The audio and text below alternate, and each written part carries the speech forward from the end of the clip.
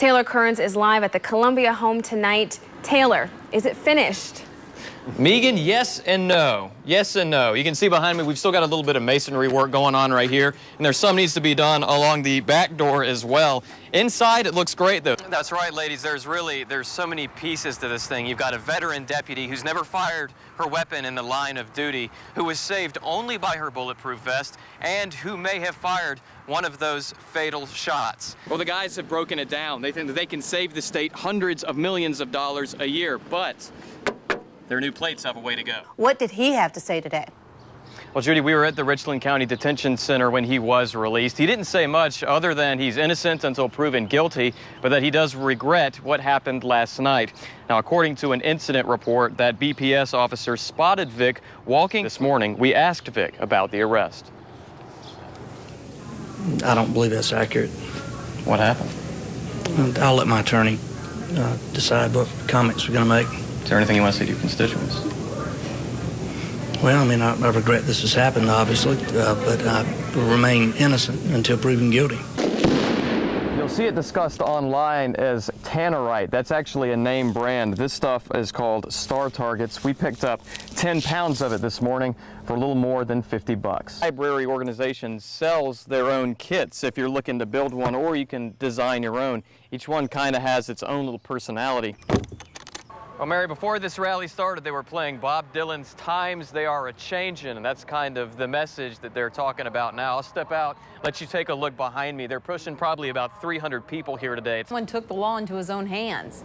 Yeah, you could say that, Dondi, and actually I just had a business owner come up right before we went on the air, and she just wanted to express her gratitude to this young man and his co-workers who saw this robbery taking place, got a vehicle description, got the plate number, called police.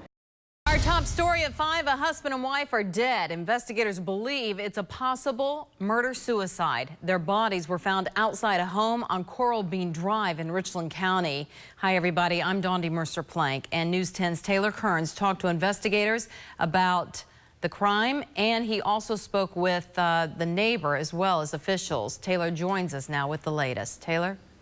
Dondi, the scene is clear now. In fact, kids are back having fun playing on the block. Neighbors, though, continue to drive by and ask us what happened here this morning. They're expressing disbelief and sadness that something so terrible, that 2 lives could end so violently, so close to their homes. It's just sad. It's sad, and just to see it so close to your home is scary also. For Ron Hilton, this morning's shooting was too close. One of the bullets fired across the street made its way through the wall of his home and into a 7-year-old's playroom. Came through there. We can shade out the wall here. Projectile was found right here on the floor. Deputies are still putting it together, but believe the shooter and victim were an estranged married couple. They say it happened around 9 and believe the 44-year-old victim had just returned home from dropping off her 2 teenage children. She was at the home, just arrived back at the home. He arrived shortly right after and probably had a little confrontation prior to, and then the shots were fired. Deputies say she had moved into this house alone a few weeks ago. Friends who didn't want to go on camera say the couple had had verbal arguments in the past, but nothing physical until this morning. Hilton didn't know the victim. He says neighbors keep to themselves out here. As firefighters did their work, Hilton spent the afternoon patching the bullet hole, hoping his 7-year-old wouldn't ask questions. Hilton has questions of his own, like what will become of the 2 teens whose lives have changed. Now, these children have to be picked up from school and be informed of what happened. Not only one parent is gone, but both parents are gone. Senseless act. Now, we're still waiting to hear exactly who these 2 people were, but I can tell you that it was plain to see this morning that the supposed shooter was wearing BDUs, camouflage, and combat boots. Investigators now have to determine what led to this morning's shooting. We're live in Richland County. Taylor Kearns, WIS News 10. Thank you, Taylor.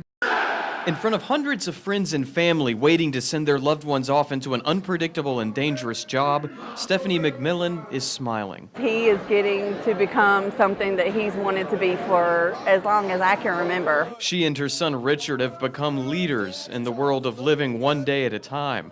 But the inoperable brain tumor that's robbed him of mobility hasn't beaten his spirit or his love of law enforcement. When the first times he was around officers, he always tell them, "Thank you for protecting our world."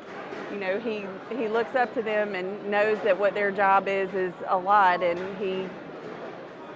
they're a group of people he looks up to, so he wanted to be a part of them. Friday, he took his place on the force. Richard Keller, honorary deputy Richland County Sheriff's Office. After being adopted by the 600th class to graduate from the Criminal Justice Academy, he got his badge. Good job, son. He's now an honorary deputy at the Richland County Sheriff's Department. Richard proving that to us, that every day is a precious day, and these deputies understand that. When they go out here and do their job, they live by Richard's code.